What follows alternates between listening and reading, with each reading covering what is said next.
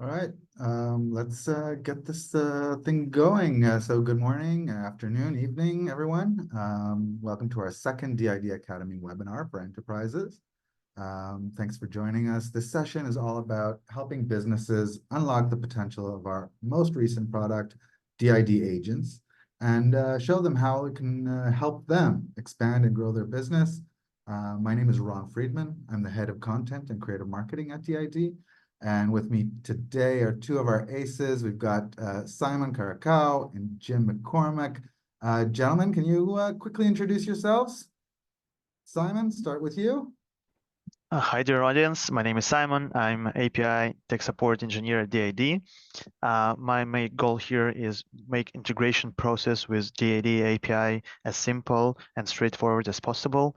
I always love to respond to user questions, concerns, and provide tips and tricks on how to use our API. And today we will cover a lot of topics and questions around our agents and agents API in particular. Let's go over to Jim. Yeah. Thanks, Simon. Jim McCormack, machine learning engineer for a major financial services company. I'm an early adopter of the DID agents. Really looking forward to the session today and happy to be here. Brilliant. So as I mentioned, this is our second webinar in the series aimed at businesses. The previous session, a couple of our colleagues discussed how agents can be used in different business settings. For those who missed it out, there's a recording available on our website under the resources section. This session is more kind of hands-on, nitty-gritty. We'll walk through the process of making an agent and kind of answer questions and raise issues and best practices while we're going. I've got two real professionals when it comes to agents, so there's a lot to learn here. And I'm just giving you a heads up. We have another webinar in the series. It's scheduled for July 9th. And there we'll actually be sharing some of the stories from the industry, see how businesses are already using DID agents. So definitely recommended to sign up. We'll drop the link for registration in the chat. What's on the agenda today? We'll start with a brief intro to DID, some of our products, our solutions. Then we'll go through the differences between our off-the-shelf agents, which are available through the DID Creative Reality Studio, and our options for developers who are using the API. After that, we'll do like I said, we'll do a step-by-step through the agent creation process with best practices, tips, tricks, also the reasoning behind those suggestions. And we'll leave time at the end for any questions that you have. Throughout the webinar, you're invited to leave them in the chat or in the QA, but we'll promise to dedicate time at the end. So for those who are unfamiliar, a quick brief explanation, description of DID. So our core capabilities are in the world of AI video generation. The company was founded back in 2017. Back then, we were focused on the human face or digital human face, a bit of a different direction. It was all about protecting people's online identities from facial recognition software. But about 3 years ago, we shifted direction using the same technological fundamentals, but entering the space of generative AI, which as we all know, has taken over the world now. We were in this field before generative AI was even a term, and we're using AI essentially to generate new video frames of people's faces based on images or video. We'll talk a bit about the difference between there. And since then, we've grown substantially. We raised a nice amount of funding from international VC firms and more than doubled in size with offices all around the world. How much have we grown? Here are some numbers to give you an idea. So to date, more than 150 million videos made using the studio. We've got 270,000 people that have generated an API key. So these are developers building with our API. More than 1 million different people visiting our site every month, and a new sign up to our studio roughly every 3 seconds. That's a free trial. If anybody here has not signed up, we urge you to do that as soon as possible. a couple of accolades. We were recently mentioned by NVIDIA's CEO, Jensen Huang, as one of the top generative AI companies. We've been featured on various industry landscape maps compiled by Sequoia. We were mentioned as the top in the top 50 Gen AI products by Anderson Horowitz. So some nice accolades there. When we're talking about DID in our solutions, we've got two primary one. So one is AI videos, so generating videos based with using avatars from a single image or a video and using it to create content for any use case you can think of: marketing, customer experience, corporate communications, direct messaging, anything that you would maybe traditionally be using an actress studio time. You do it quickly, easily, a lot more affordably, and in any language using our studio. The other solution, which is what we're here to talk about today, is our real-time AI agents. In a nutshell, interactive digital people who you can engage in a conversation with, who can be the face of your business, and you can customize endlessly based on your criteria, your specifications, and your business goals. A quick brief, what is DID agents? Sorry. So we're talking about enabling face-to-face conversations between businesses and users through avatars. We see most value there in enhancing marketing and sales activities, elevating customer experience, personalized engagement with users, and a lot of use cases in learning and development. We'll be kind of throwing out examples of those types of use cases throughout the webinar as well. I think it's time to go from big picture into what technologies are actually at use here. And for that, I'm going to turn it over quickly to Simon. Hi guys again. So let me describe briefly the process with agents. Once you've created the agent, and as Jim will show in further slides, all starts with a question from the user. Once the user sends a question into the chat, it goes into various technologies and two major components of any agent. First is LLM, which stands for Large Language Model, and RAG, which is RAG, Retrieval Augmented Generation, which are looking for the best question and best answer or query for the user's message inside the knowledge base. It can be a general knowledge or uploaded documents, depending on the knowledge sources types. We support 3 knowledge types at the moment, which are grounded, hybrid, or ungrounded. We will cover all of them further in this session. Once the knowledge has been founded and the agent ready to provide a response, both LLM and RAG apply the setting called prompt to the response, so it can be polite or pronounced in a different language, and then the response being sent to the video generation technology, which processes the response real time, applies the generation of the text into the audio, and then you see a nice video of photo-based or video-based presenter pronouncing the answer from your documents right on your screen. That's how the process looks like. It can be shown both on a website or as a studio page. So let me hand over to Jim to cover our turnkey agent as a low-code and API tools, such as traditional tools to generate the agent. Jim, up to you. Sure. And thanks, Simon. So on the turnkey agent side, we see a kind of the tech stack there as explained by Simon. And what I wanted to highlight here is there's really two options when you go to create an agent.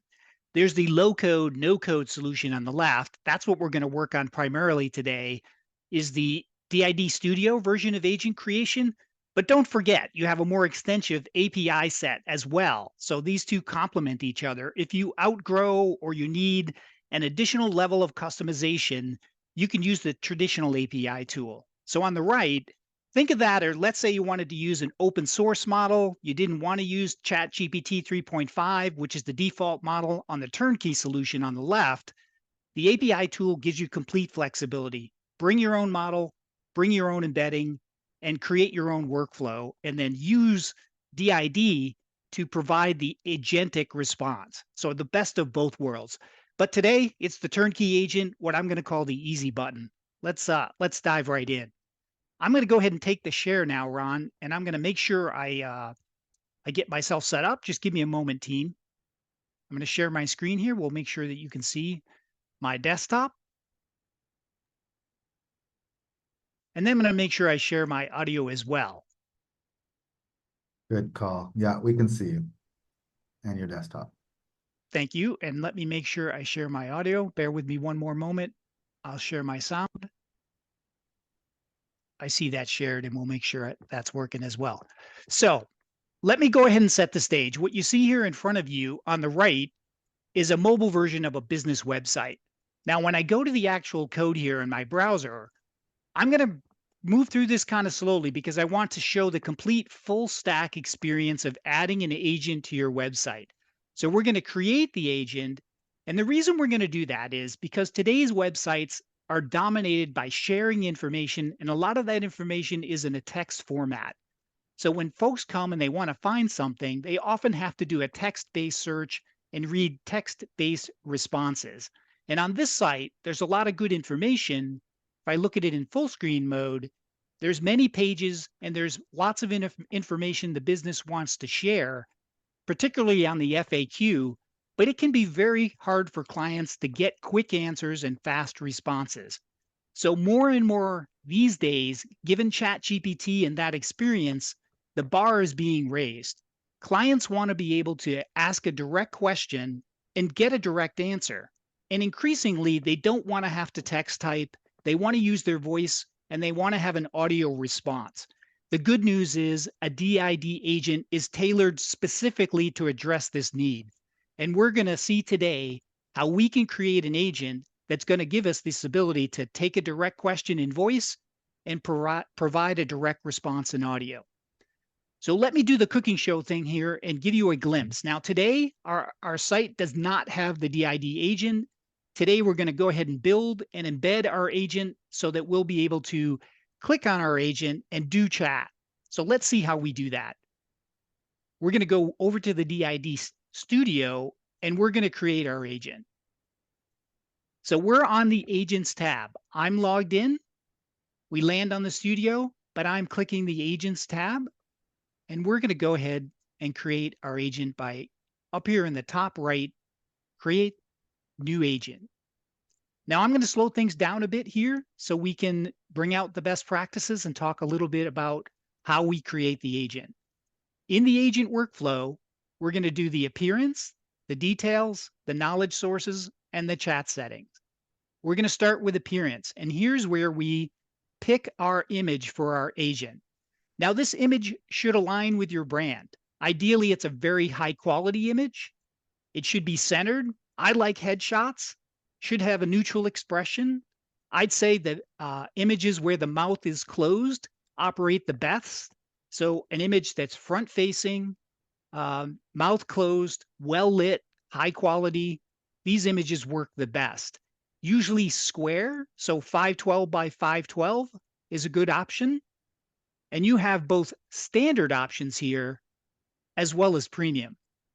Yeah, and if I can just jump in here. So when we're talking about premium, this exists for everybody on trial, but it's only available as a constant feature for subscribers who have a pro plan or above. The difference between the premium presenters, or what you can see there now with the HQ mark, is that they're video based, they're half body, and in addition to facial movements and lip sync, they also have subtle hand gestures and body motion. They're video based, so their quality is higher, and they look more natural, more realistic.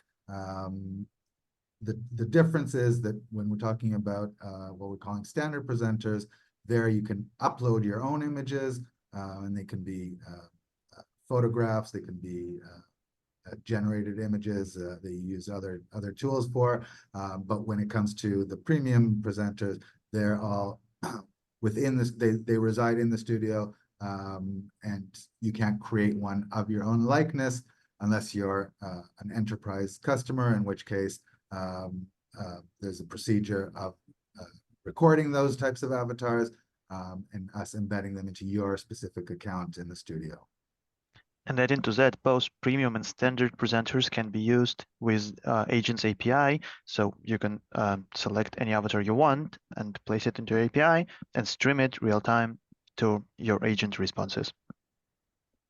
Very good. And for today's build, we're going to use a standard setup. I'll go ahead and pick my image. So here's my image. It's just a high quality image. And for my purposes, I'm intending this to be my principal. This is going to be William Harris, the actual owner of the insurance agency. So we're going to have William answer questions about his business. So I've uploaded that image. There's two formats here. You can do an original size or a close-up, and you'll see that when I use the avatar. I'm going to opt for the original size. So we've got our image. It's high quality. It's going to operate very well. It's aligned to our brand, and we're ready to go to the next step. So we've chosen our image, and now we're going to go to agent details. Now here we want to name our image. Now for me, like I said, I'm going to have this be our principal, William Harris. So I'm just going to paste his name here. And then language is a good option. There's many options here in many languages, and you can even select a multilingual. So for our purposes, I have a domestic agent here focused on the Harris agency, which is in Chicago, hypothetically. So it's a US-based agent. So I'm going to stick with US. And for my voice, again, if you're using multilingual, you would select something like Andrew, who's multilingual. Let me give you a sample of that. Hey, nice to meet you. What do you think of my voice? Okay, great. And for my purposes, I kind of like this Christopher one down here. Hey, nice to meet you. What do you think of my voice? So for William, I'm going to select Christopher. So now we've got our language selected, we've got our agent voice, and now it's time to think about our instructions. Now the instructions are your prompt for the LLM. This is a way to instruct your agent on how to use your reference documents and what their personality should be. You know, often you want to tell your agent, look, I want you to be a helpful assistant. I want you to be polite. I want you to be friendly. Alternatively, if you had kind of a non-business or, you know, kind of a social media site, you might say, I want you to be sarcastic. I want you to talk like a rapper. I want you to talk like a pirate. Any of those instructions are going to create personality for your agent. So you have a wide variety of choice there. The max here is 300 characters. And the premium is you want it to be clear, concise. So a nice, short, crisp prompt is best. Let me give you an example of mine. While I do that, guys, anything to add here? I would explain with language selections that as we have both multilingual and monolingual options, with some of them you will also see just regular voices and Pro Plus voices. Behind the scenes, it is Microsoft text-to-speech provider and 11 Labs text-to-speech provider. So once you use an Agents API, don't be confused about differences between those two. Both Microsoft and 11 Labs provide really high quality voices with low latency scenarios. So feel free to experiment with them and browse from a huge library of voices. Over 1,000 voices is supported as of now, and we are constantly adding more. And it's even possible to clone your own voice or import it from your 11 Labs account. So feel free to use it with your API queries and agents created from the studio. Yeah, Simon, thanks for bringing that up, right? So just to double click on that again. Now I'm choosing the standard plan voices. Christopher is a standard plan voice. If you're in the pro plan, you get these additional voices, and these voices, having used them, are quite good as well. So based on your plan, you'll want to choose either the standard plan voices or the pro plan. So let's talk about the agent instruction a little bit more as well. So I'm asking my agent to use the knowledge base only when they respond. And I'm saying, you're William Harris and you're an insurance expert. And you're here to talk about all things insurance related. If you get a question where you don't know the answer, I want William to tell them to call the agency. So that's my prompt. We're going to see how that operates in just a few minutes.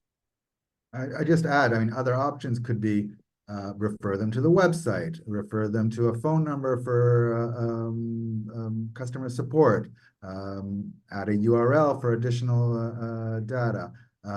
Basically, this augments the agent experience. And all of this is going to be editable. Another good point is you're not committing to this forever. You'll be able to come back, and I'll show you this. We'll come back and change the prompt. But this is your starter. You're gonna launch with a given prompt, then you're gonna iterate and test, and you may find you come back and tune your prompt. So let's move on. We'll go to knowledge sources here. In the knowledge sources tab, as Simon alluded to earlier, we're gonna have several options. There's the grounded option, where it uses only the responses from your knowledge base. The hybrid is going to use both your knowledge reference material as well as its training material, what it knows from its training. And then finally, there's ungrounded, where you don't even have to upload a reference file. It's just going to operate like a straight chat model against the model, a chat model against the model, excuse me. A couple of tips on this. Again, maybe Simon, I'll give you a chance to opine on these. Sure. So to add the documents, we have a few limitations, and all of them are combined with the performance of your agent and the quality of data you can provide. First of all, you can upload up to 5 documents. Each of the documents we recommend to keep in a supported format as PDF, TXT, and PPTX. PowerPoint presentations, I personally stick to PDF. It's easier for me to edit and manage. The maximum allowed size per document is 500,000 characters. It's not exactly the characters, but the tokens. And this is a large document of PDF of around 1,000 pages. So feel free to upload large documents. If you reach the limit, you will see an alert that you need to break the document into a few different parts. Text should be in a single column using paragraphs like an article.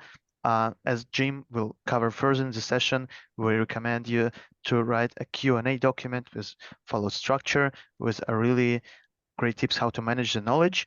And yeah, keep it simple and add the documents as you go.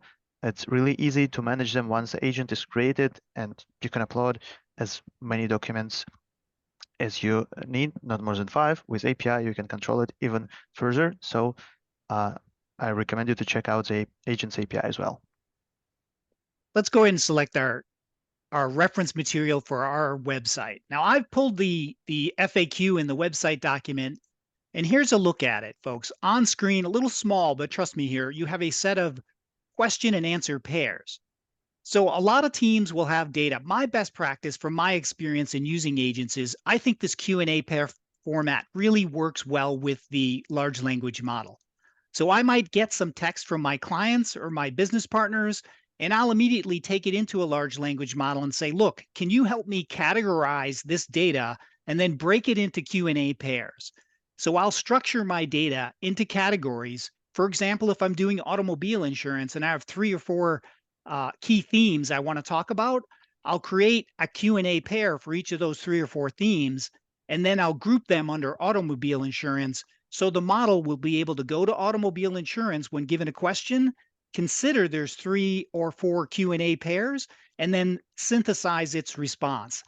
I find that categorizing and structuring the data into Q&A pairs is really helpful for the model. So I wanted to give it a plug here as a best practice. So we're going to go ahead and select this Q&A pair database data set. That's a text file, and we've got that in there. And now we're going to proceed to the next tab for our chat settings. Now, chat settings is all about giving starter questions. You want to help people point them in a direction when they exercise your agent. A couple of things you can do. So these starters, you can hit key information you want to make sure you prompt them to ask that you want to make sure they know about, or you could just give them a general thought starter to make sure they're not confused by a blank page. In my case, I'm going to go ahead and just add a quick one here. Where are you located and what are your office hours? It's a good idea to limit this, maybe 3 at the most, but certainly you can add a series of questions here. They're going to appear on your agent when it displays on screen, so you'll see that in a moment. Any additional thoughts here, team? Yeah, I mean, you can customize the welcome message, again, according to Right. the use case here, right? So usually it's, people will introduce the agent or the agent introduce themselves. But it's a good opportunity. How can I help you with your insurance needs today? If you're an insurance agency, how can I explain different diseases if it's a healthcare agent? Kind of, again, setting the stage for the type of conversation that your users can have with the agent. Right, Ron. Again, keeping everything aligned. That's the other theme. Like everything is kind of aligned and complementing each other. So it pulls together a very coherent and consistent experience for the audience. Let's go ahead and hit create. Now, creation doesn't take a long time. It's going to bring me back to the actual studio. I'm still on the agents tab. We can see it complete the agent creation. Now, when you create your agent, you must remember to test. So the next thing we're going to do is make sure that we test our agent. So we've got William Harris here. We just created William, and I'm going to go ahead and open William, and we can go on to test. A best practice would be to move through all of your FAQ questions and test each one. You can share your agent with your testing audience over email to get additional people involved. But what you're looking for during testing is you're looking for that alignment I spoke of. Is the image high quality? Is it performing well?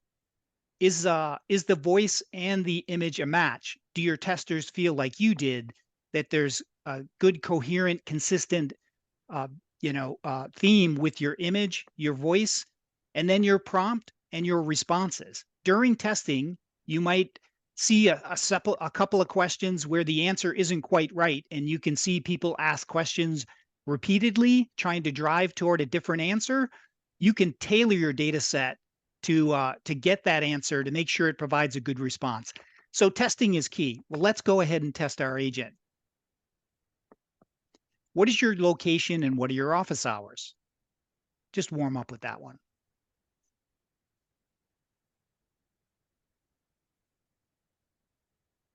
The William Harris Agency is located at 123 Parkview Lane, Chicago, Illinois, 60601. Our weekday hours are from 9 a.m. to 6 p.m. and on Saturdays from 9 a.m. to 1 p.m. Answered correctly, yes? Yep. What insurance services do you offer?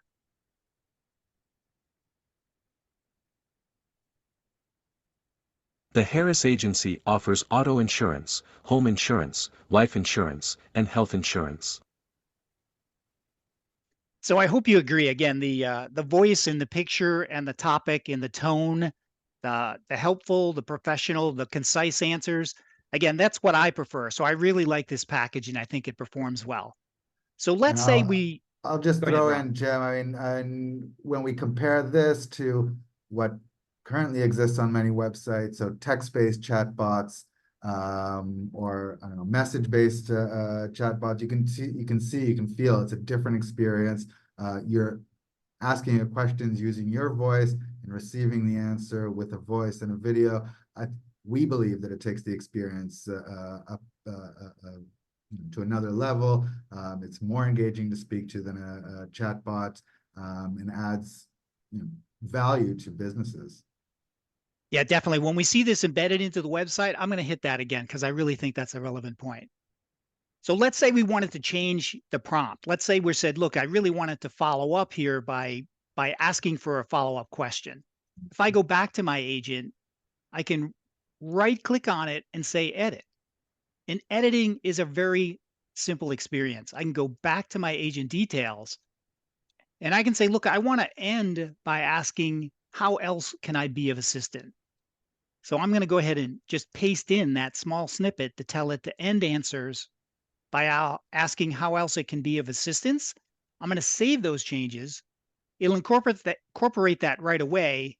I can go back into my agent and retest, and I can ask it a question like, for instance, I'm going to ask it, why should we do business with the Harris Agency? And what we're looking for is that follow-up prompt. You should consider doing business with the Harris Agency because they offer comprehensive coverage, personalized care, and peace of mind. protecting clients' dreams and assets. How else can I be of assistance? So we got the how else can I be of assistance there. Very good. There's one other thing that's we can probably show here.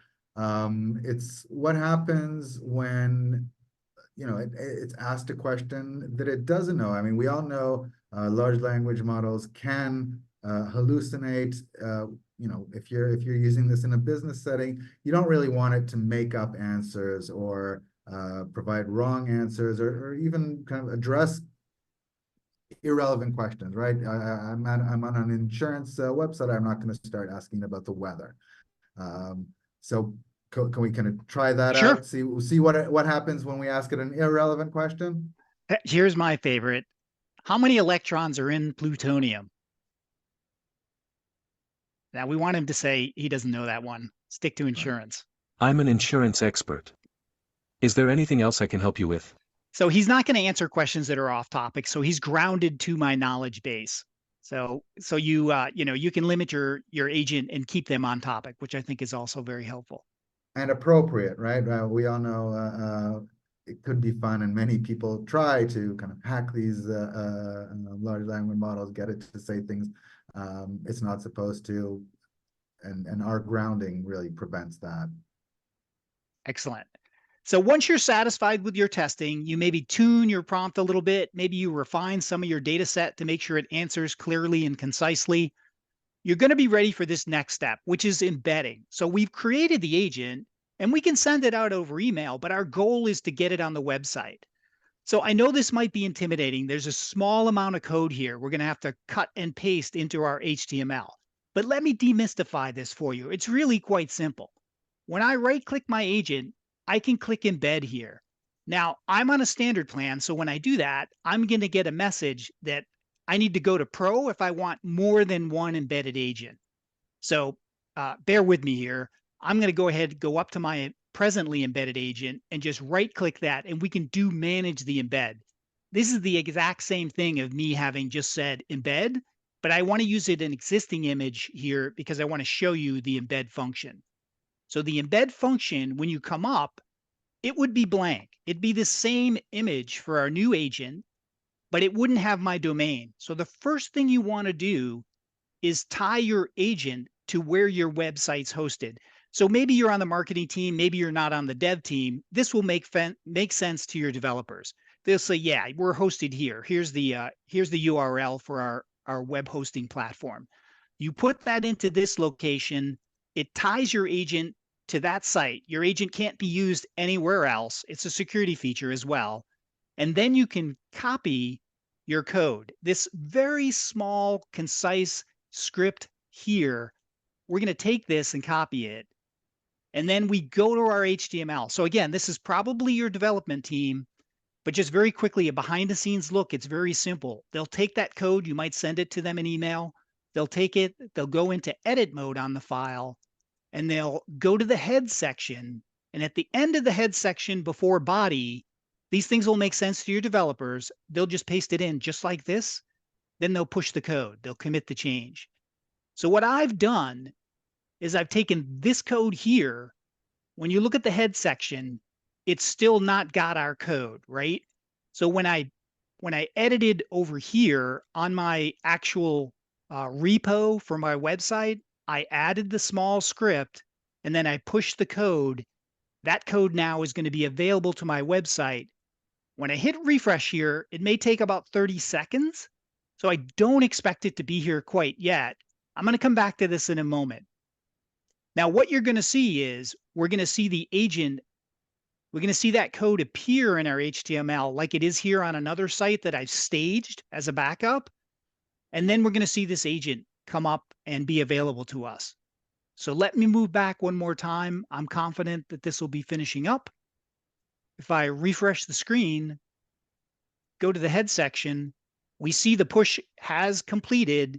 Here's our embed, and on screen on the right, here is our agent. So remember, and that's going to be available in desktop, desktop mode, mobile mode, tablet, whatever. Right? Absolutely. So we'll now be able to launch the agent. So this is the money slide, right, guys? So we've we successfully closed the loop. Let me just show you that in mobile view. Our goal here was we didn't have this agent. We had a text-based experience. We had to thumb type to ask questions and get answers. It took longer than we wanted. Now we're going to be able to come right in here, activate William Harris, and directly ask our questions and get direct answers. What are your experience and qualifications? So clients can ask these direct questions, get direct answers. William Harris studied political science at the University of Illinois at Chicago, UIC, and later pursued a master's in risk management. His education in political science and risk management provides him with unique insights and the ability to navigate complex regulatory and economic landscapes, enhancing his service to clients. How else can I be of assistance? And you can see we still have that extended prompt here when we did the embedding. So that's a full service view end to end, right? We had no agent.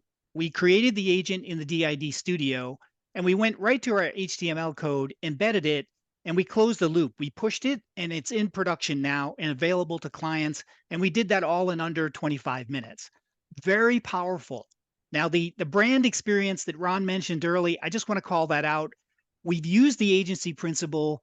This could have been a flat text chatbot with a text input and text response. I think the agents just really nail it when they give you this branded ambassador that's consistent with your overall brand for your site and your business. So having the principal, maybe even having the principal's voice answer question and answers, it's very powerful. I think most of us have those businesses in our neighborhood. Maybe it's a realtor. Their face is plastered all over town. Those businesses really want to feature their brand as part of their experience. So they're really interested in these technologies. Excellent. Simon, maybe we can take a couple of minutes and discuss about the additional features that are available through the API that or that enrich the experience. Yes, basically from the API, Agents API and live streaming API, and I was just about to cover some of the questions raised in a Q&A section that we have. I kindly ask you to ask as many questions as possible so we cover most of them. With the Agents API, you can create agents and knowledge at scale. You can create agents from the studio and upload the documents and the knowledge itself. From the API, the flow itself is faster. You can create a few hundreds of agents if you need them for different website pages in different scenarios. All can be automated, and you can easily control how the agent is displayed on your live page. So if you don't want to use the embedded agents UI as shown by Jim and want to customize it, add another animation or another size, or maybe adjust it to mobile devices and different browsers like Safari or Chrome, you can do it with Agents API. And answering one of the questions from the chat, how is Agents different from the live streaming APIs that we have? Agents API allows you to create an agent and bind it with the knowledge, when live streaming allows you to communicate with the existing agent itself. It sends a video to the front end and allows you to show the real low latency, real-time video generation technology. With Agents API, it's also binded with the knowledge and knowledge sources and all the questions that appear on the start of the conversation. So with Agents API, you have more flexible control of the front end and back end parameters. For example, resolution of the stream or codec of the stream to be displayed with various Flutter applications or mobile applications natively on Android and iOS. All of that is supported via API. Feel free to ask the support team after the meeting so we can elaborate further on that. Okay, and I just you reminded me of something else that I wanted to mention. Jim stressed the importance of testing the agents before sharing them or embedding them. So a development that we're working on, it should be in production in the next few weeks, is a sandbox or a playground for agents so that you can test out your prompts, test out your knowledge bases before you share your agents with the rest of the world, just to ensure that they're just right, that they're functioning as you expect them to. Fit your use cases. Don't make you look bad in public. I'm gonna go back to sharing my screen for a second because before we take the questions and answers, I just wanted to remind you that we have another webinar coming up, and that's going to be on July 9th. That's going to be, again, taking real life use cases of agents in existing businesses. We're seeing more and more of them every day, some really interesting use cases, and we'll be able to share all about that. In the next one, I'm going to drop the link for registration in the chat now, so you can go ahead and register to that. And I guess now we're ready to take questions. So let's see what we have. So a couple of questions I see were already answered, but we have a question from Paul. Is there a way around the limitations of the upload sizes in knowledge sources? Simon, you want to take that? Yeah, I will take this one. So current limitations support up to 5 documents and up to, as far as I'm not mistaken, 10 megabytes of each of the documents. Of course, it can be avoided both in API.